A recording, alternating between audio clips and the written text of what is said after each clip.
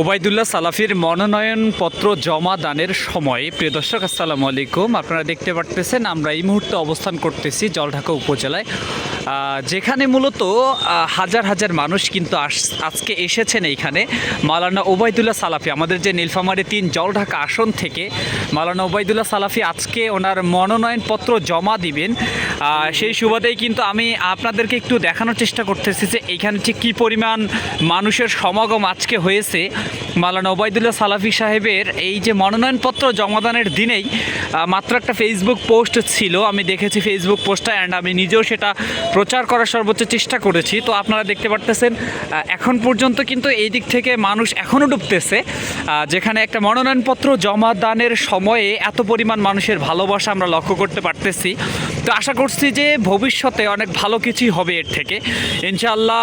দাঁড়িপাল্লা যেটা আমরা বলতে পারি যে আমাদের জলঢাকা উপজেলায় নীলফামারী ৩ জলঢাকা আসনেই আমরা বলতে পারি যে এখন পর্যন্ত যে পরিমাণ মানুষের ভালোবাসা অর্জন করতে পেরেছে বাংলাদেশে জামায়াতে ইসলামী, ভালো কিছু হবে এর থেকে। আমরা এখনও দেখাচ্ছি যে এখন পর্যন্ত কিন্তু মানুষ গেট দিয়ে ঢুকতেছে, এখন পর্যন্ত কিন্তু মানুষ আসতেছে, আর যেখানে কিন্তু অলরেডি মনোনয়নপত্র জমা হয়েই গেছে। এরপর পর্যন্ত কিন্তু এখনও আমরা দেখতে পারতেছি যে মানুষের সমাগম যতক্ষণ না অবধি ওবায়দুল্লাহ সালাফি সাহেব বের হচ্ছেন ততক্ষণ অবধি কিন্তু এখনও মানুষের সমাগম বেশ লক্ষ্য করা যাচ্ছে। তো আমাদের সাথেই থাকুন, পেজটি ফলো করুন, আপডেট জানতে আমাদের পাশেই থাকুন। আল্লাহ হাফিজ।